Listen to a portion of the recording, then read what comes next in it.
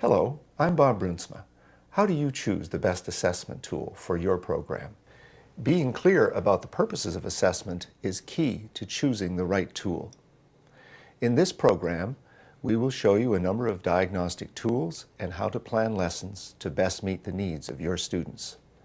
With me is Dr. Pat Campbell, a reading specialist. Pat, when I hear the word diagnostic, I immediately think about going to the doctor. I know what you mean, but there's a big difference. A diagnostic medical assessment tends to focus on what's wrong with the person. A diagnostic reading assessment does the opposite. A diagnostic reading assessment shows what the student is doing right. In a nutshell, these tests highlight the student's strengths as a reader. What's the main purpose of a diagnostic assessment? Sometimes educators aren't sure about how to teach a struggling reader. By starting with a diagnostic assessment, you can figure out how the student decodes words from the page and constructs meaning. Once you know how a student reads, you can plan effective lessons, and you can choose teaching strategies that are tailored to the student's strengths and weaknesses.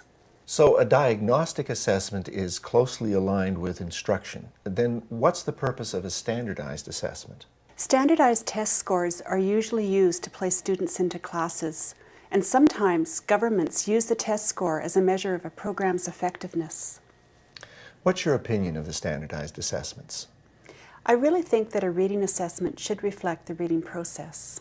Standardized tests reflect a simplistic, skills-based notion of the reading process. These tests do not capture the complex nature of literacy. Typically, a standardized reading test consists of passages followed by multiple choice questions. This reinforces the notion that there's only one right answer for every question.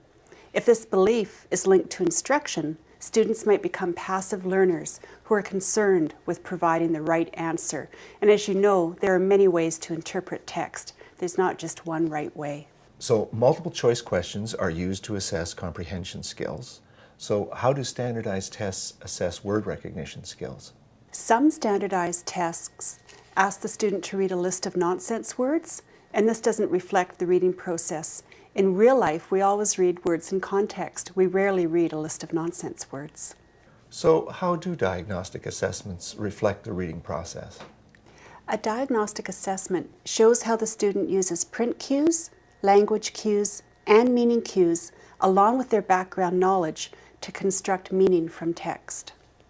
Why do people continue to use standardized assessments? Some educators are mandated to use these tools by governments or credit-granting institutions such as colleges or school boards, but I think it's really important for people to use a variety of measures to assess the complex nature of literacy. So if an educator has to use a standardized tool or is required to use one, they can also use a diagnostic tool with a student who appears to have special learning needs. What's the first step in a diagnostic reading assessment? The interview. Assessments can strike fear into the hearts of students. For many students, tests symbolize their negative experiences in the K-12 system, so having a chat is a good way to develop rapport and start the assessment process. What can you learn from the interview? You can learn about the student's goals and expectations. You can also begin to understand the origins of a student's reading difficulty. For instance, some students might have attended a lot of different schools as a child, and this can really have a negative impact on a child's learning. You can also begin to gain insight into the student's concept about literacy and learning. For example, some students think that learning phonics is the key to becoming a good reader. The interview also helps you to understand how the student uses literacy at home, at work, and in the community. Many students are parents. They want to read bedtime stories, notes from the teacher, or prescriptions from the doctor.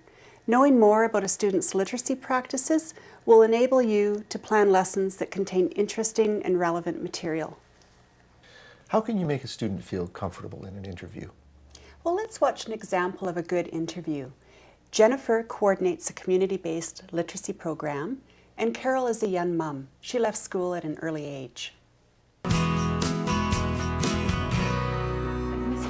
Bus actually, so I was a little bit flustered. I had to run to catch the second one, and we had to Jennifer offers Carol a cup of coffee and puts Carol at ease by chatting about something unrelated to literacy.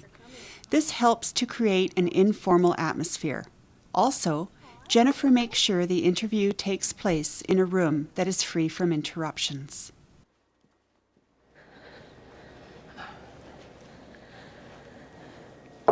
So, what brought you to this program? Well, my son Devin starts grade 1 next year, and I really want to be there for him. I need to be able to read properly so I can help him with his homework. And, well, when I was little, my mom was too busy to help me, so... And I just want to be able to do things on my own. Right now I have to ask my husband for help paying the bills and figuring things out, and I just want to be able to prove to myself that I can do these things for myself. Okay, can you give me some more examples of things you'd like to do on your own? Well, I have some notes from my kid's kindergarten teacher, but I'll probably get more notes when Devin gets in the higher grades, right? I need to be able to read those properly. When you read the notes now, what do you do when you come to a word that you don't know? If my husband's home, I just ask him. It's good to ask for help when you're stuck. Do you ever try anything else? If I'm on my own, then I guess the word and maybe put one in that makes sense to me. Do you ever find it hard to understand what the teacher's saying in the notes? No, the notes usually seem to make sense. What did Jennifer learn from this interview? Well, Jennifer learned about Carol's reasons for joining the program. She also gained insight into Carol's concepts about reading. Clearly, Carol realizes that reading is all about making meaning. This became apparent in the interview when she said if she doesn't know a word, she guesses and tries to put in one that makes sense. So what happens after the interview? Then Jennifer will administer a diagnostic assessment. The informal reading inventory is the most common type of diagnostic assessment. I've never heard of an informal reading inventory. Can you tell me a bit more? Informal reading inventories contain leveled word lists, passages, and comprehension questions. They are usually administered in a one-to-one setting. This video features an informal reading inventory called the Canadian Adult Reading Assessment, or CARA. There's also an American version of this test. It's called the Adult Diagnostic Reading Inventory. What are the benefits of an informal reading inventory? Well, I can think of three. First, it provides the instructor with the student's reading level, and this information can be used to place the student into an appropriate class or reading material. Second, an informal reading inventory shows how the student uses print, language, and meaning cues to decode words from the page. And finally, an informal reading inventory shows how the student uses their background knowledge along with the text information to construct meaning. This information helps the educator to make informed decisions about instruction. For example, the educator can choose appropriate comprehension or word recognition strategies. I'd like to listen to you read so that I can figure out the best way to teach you. You mentioned that you guess a word and then try to put one in that makes sense. That is the strategy good readers use. I'd like to see what else you do when you read. This is not a pass-fail test. It's just a way for me to find out how you read so that I know how to work with you. The test results are confidential, and I will only share them with you.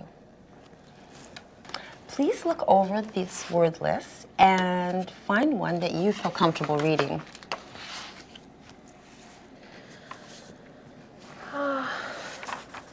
This one looks okay. I'll just start here, I guess. Okay, try your best. Which, around,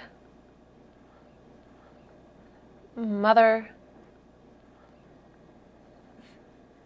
something, thought, children, our, because,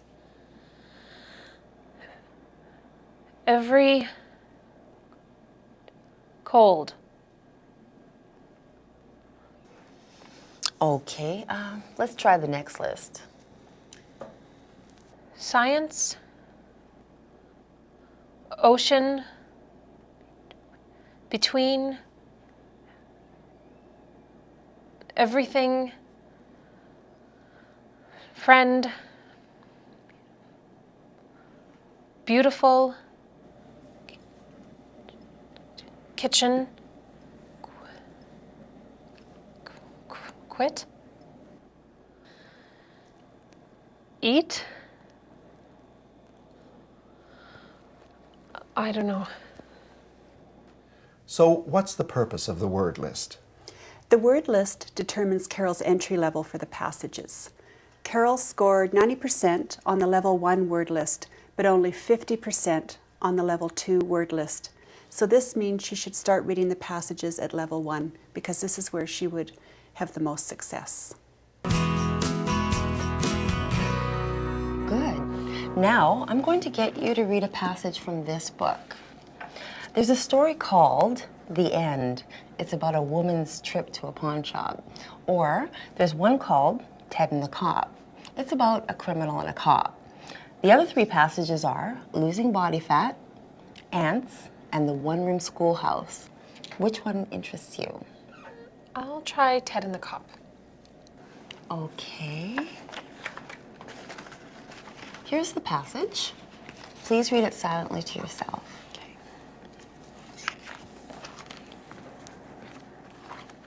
Are you finished? Yeah.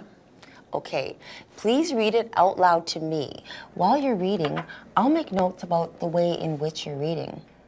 Then I'll ask you some questions. Remember, this is not a pass-fail test. It's just a way for me to see how you read so that I know how to work with you. Ted and the Cop.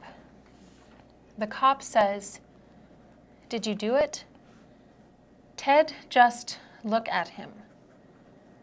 Then the cop said, "Where do you drop the body?" Ted just keep looking at him. "We know you did it," said the cop. "Your friends told us." Ted just looked at him, the cop. Ted thought, "Dumb cops. Cops are so dumb." The cop turned off the tape recording. "Get out," he yells. "Get out of here." Ted laughed at the cop. He laughed because he thought he knew he would get away with it.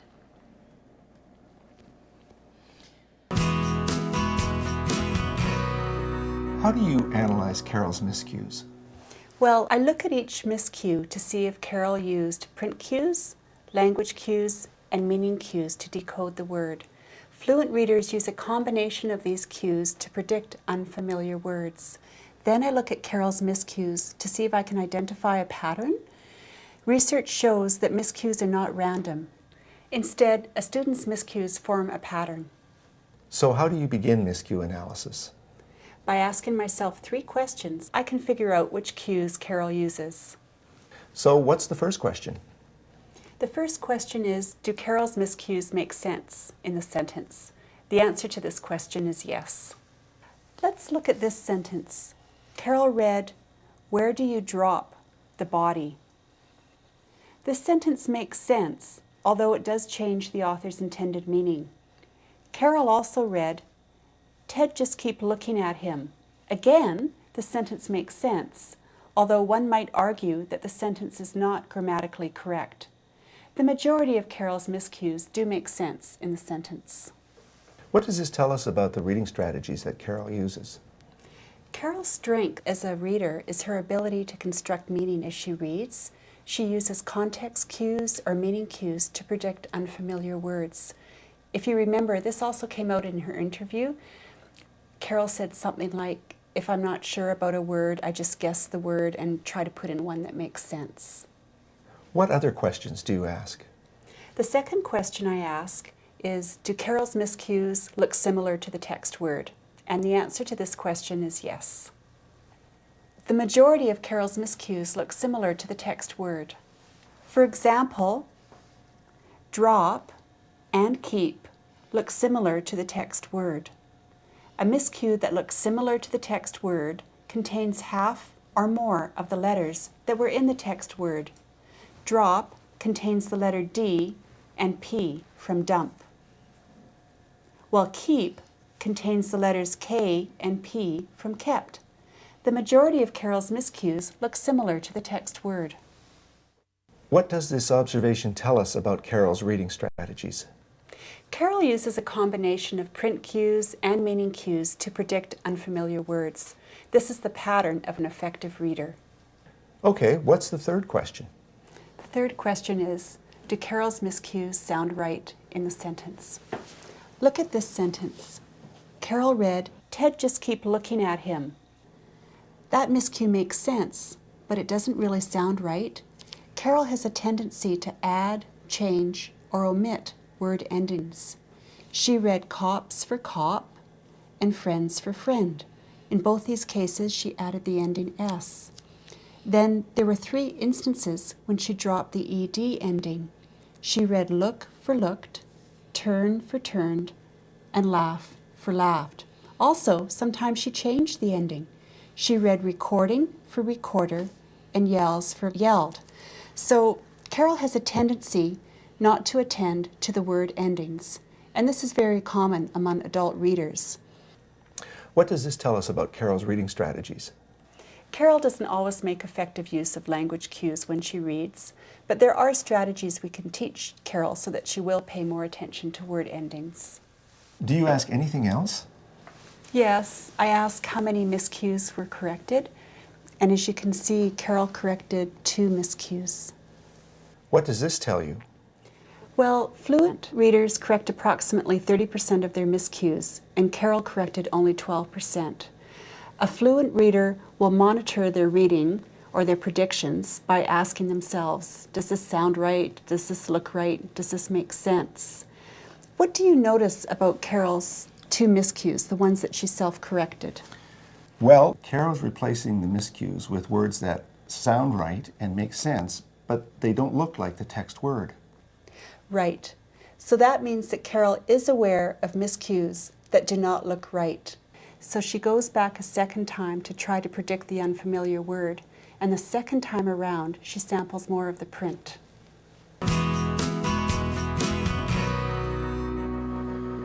Thank you. Now, can you please retell the story in your own words? It is about Ted and a cop.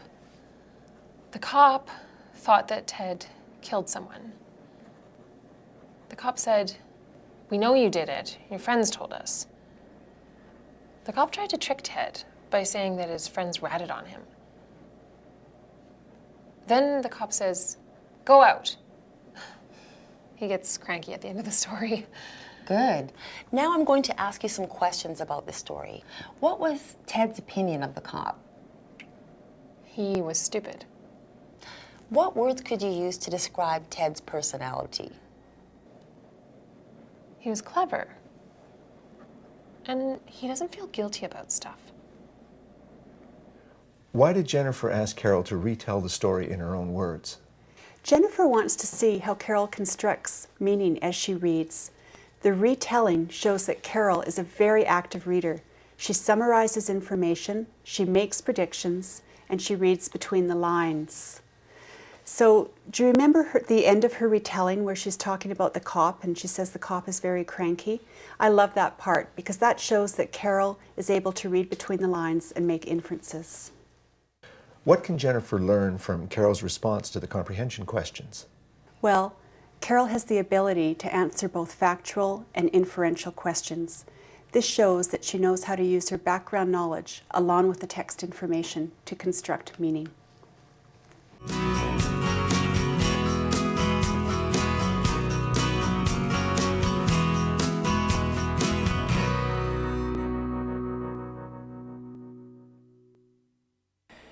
Although Carol is a beginning reader, she is a very effective reader. She realizes that reading is all about making meaning. When Carol decodes unfamiliar words, she uses a combination of meaning and print cues. Carol's comprehension is excellent because she actively engages with text information. She uses her background knowledge and experience to make sense of text. The assessment showed that Carol is really good at making inferences. Anything else?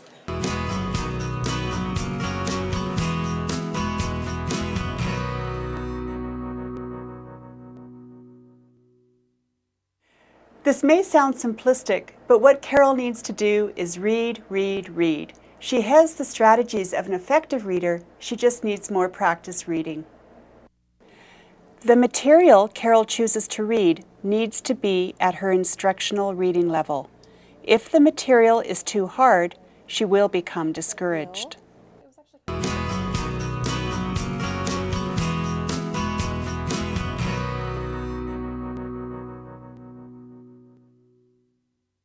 First, Carol doesn't always use language cues to predict words, and she doesn't always correct her miscues. So, Carol needs to be encouraged to use language cues to monitor her reading. A simple strategy is to have Carol ask the question, "Does this sound right?" This question will prompt Carol to use language cues and to monitor her reading. Second, Carol pays attention to print cues, but she doesn't usually pay attention to print cues at the end of words. So, a modified close activity will help Carol pay attention to word endings. The tutor photocopies a passage that Carol can read. Then, the tutor whites out some of the word endings. At their next lesson, the tutor will explain the purpose of the close activity. Then, the tutor will ask Carol to predict word endings that make sense and sound right. Carol will fill in the word endings as she reads. In time, this activity will help Carol pay more attention to word endings. Try to get things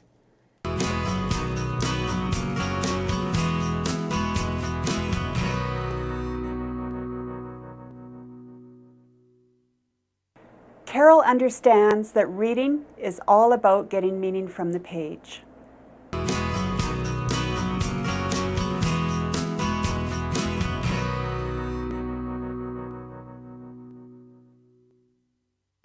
We've seen how Carol reads. There are a lot of readers just like Carol, but not all beginning readers are like Carol.